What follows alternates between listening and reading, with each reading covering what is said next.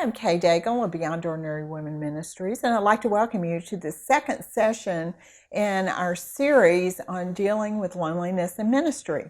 And our special guest is Carrie Steinbach of Park Cities Presbyterian Church here in Dallas, where she is the director of the women's ministry. In our first video podcast, we talked about identifying various types of loneliness and the causes of those.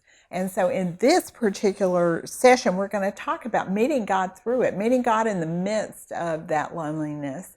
So Carrie, obviously, as Christians, we're always told that God will meet our needs. Mm-hmm. And we know that. But is there anyone in the Bible that models loneliness that we can see this in their lives?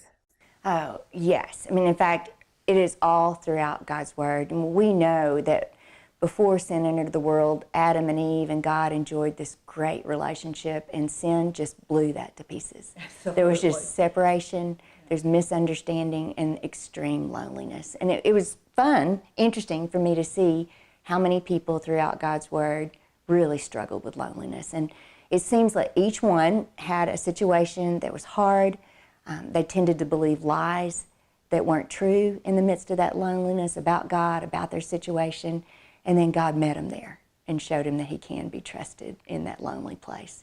And so I thought we might talk about some of those characters. Sure. Who are some of your favorites? Who was your very favorite one that you studied? You know, Elijah is the one that comes to mind first, and when he has just experienced that major watershed, clearly, of the rain coming down, and after he prayed and prayed for the drought to end, and God brought the rain, and he was running, though, from Jezebel for his very life, and exhausted and drained, he falls apart. He's just wiped, and he's not only is he depressed, but he's lonely.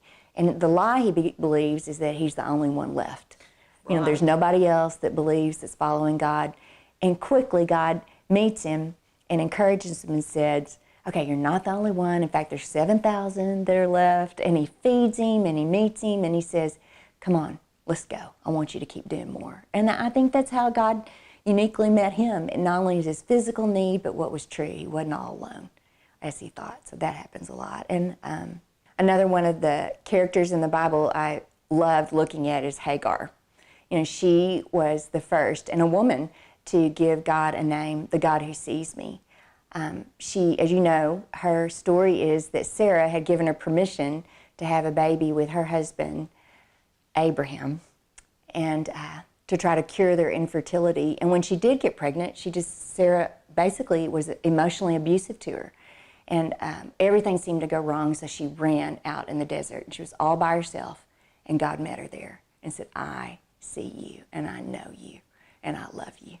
And I think that's how God meets us in our loneliness in most unusual ways. It feels like a desert, that everything's gone wrong, and He meets us there and says, I know you, I see you. In fact, I know you better than you know yourself. He deals with me and my loneliness like that, and I know everybody. Well, in fact, I went through a really lonely period. This was years ago when I was basically slandered by some people in my church. I wasn't on church staff at that point, but I was in a church volunteering, and the Hagar story was what I really clung to.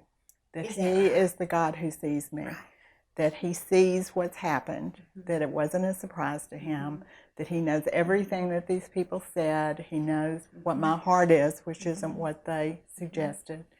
And it was just very, very helpful to me to have that story in the Bible. Yes, I love that too. And Moses, when he came down from meeting with God on Mount Sinai, and there was such total chaos and rebellion, he goes, what has happened?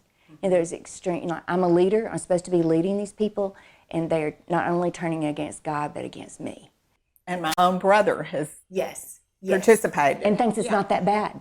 Yeah. You know, just how awful to be in that kind of a ministry failure and to feel that alone and have to do some hard things. That's doing hard things as a leader when there's been lots of disobedience is really lonely. Right. I think that's a big, big point. Moses is a great example. It is. He really is. And then when we get to the New Testament, I love Peter. and that he failed miserably, and 3 times betraying Jesus, who he has said he would never do that, 3 times by the time the cock crowed. But Jesus met him in his resurrected state, and 3 times, do you love me? Feed my sheep. Do you love me? Feed my lambs. Do you love me? Just that beautiful reinstatement by his love, even in the midst of failure. Because Peter felt like a failure, therefore so lonely. Why should I even be in ministry again? And Jesus so met him in that, understood and restored him. And then I had never seen this before. Paul, in 1 Timothy, he is actually literally in a pit in prison. And he feels like all of his companions in ministry have left. And he asked Timothy, please go get my scrolls and the papyrus, and don't forget it, because they will give me great comfort. And I love what he's saying is, people have left me, but I know God's word will comfort me. And that's always how God works too. It's not just people. He uses his word to convey to us that he understands and he knows our hearts. That's so powerful.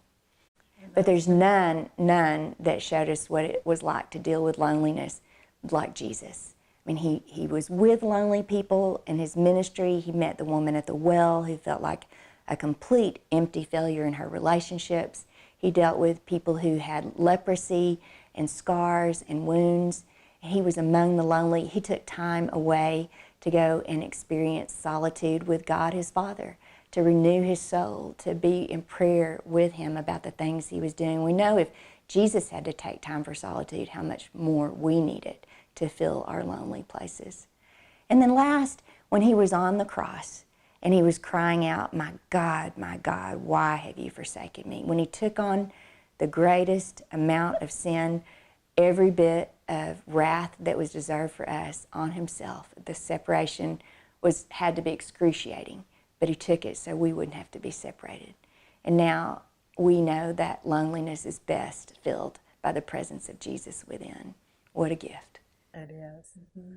Well, thank you for those insights into the stories, Carrie. I think that's really encouraging to those of us who deal with loneliness, even if it's just a periodic loneliness, even if something has just happened that we need some encouragement. All of those stories are very encouraging, and so many of them really deal with being alone, and God then can speak to you. Yes.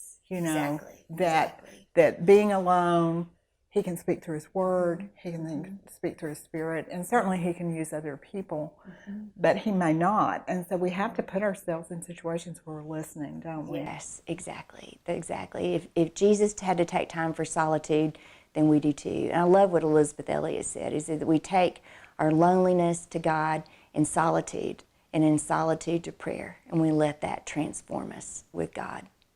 That's great. In fact, that leads to our final episode that we're going to talk about, really lessons that are learned and how you grow as a leader because of the loneliness that you go through. So thank you, Carrie, for this one, and we look forward to the next episode. We hope you'll join us.